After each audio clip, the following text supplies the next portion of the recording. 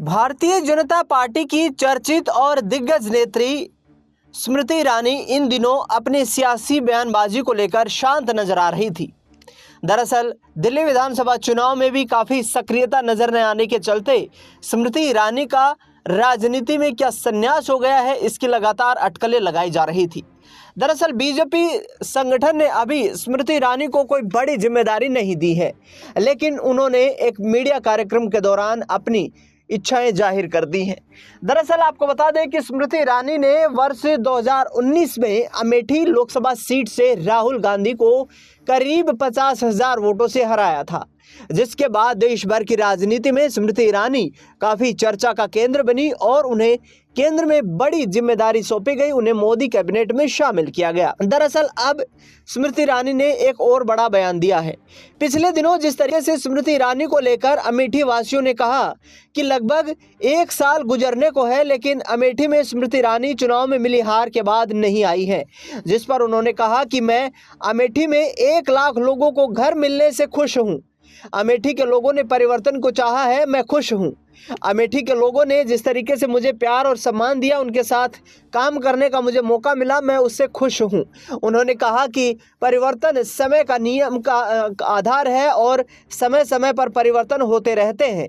इसके साथ साथ उन्होंने ये भी कहा कि मैं ही नहीं, 2024 में कोई भी अमेठी से लोकसभा का चुनाव लड़ता तो वो हार जाता।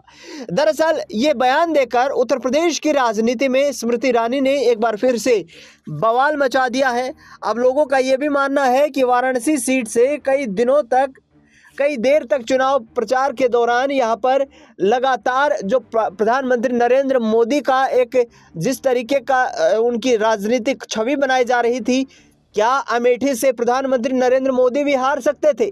लेकिन इस पर कोई जवाब नहीं दिया स्मृति ईरानी ने। उन्होंने साफ तौर पर कहा कि उनके नेतृत्व में हम चुनाव लड़ रहे थे, लेकिन मैं क्या, कोई भी होता वो चुनाव हार जाता।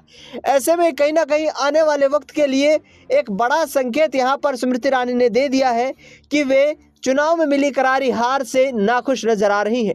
स्मृति ईरानी ने कहा कि यदि मुझे अमेठी में हार का डर होता तो मैं कोई ऐसी सीट से चुनाव लड़ती जहां पर बीजेपी की जीत की गारंटी हो, लेकिन उन्होंने सोचा कि मैं हार और डर की फिक्र नहीं करती हूं और इसलिए कहीं ना कहीं फिर से अमेठी से उन्होंने दांव ठोकने की बात कही। दरअसल आपको बता दें कि किशोरी लाल शर्मा ने चुनाव में स्मृति ईरानी को कड़ी पटखनी देते हुए करीब 1.5 लाख वोटों से उन्हें हरा दिया। अब कांग्रेस पार्टी के कब्जे में अमेठी लोकसभा सीट है, लेकिन आगे आने वाले वक्त में देखना होगा कि बीजेपी संगठन क्या वाकई स्मृति ईरानी को कोई बड़ी जिम्मेदारी देता है। फिलहाल इस खबर में इतना ही।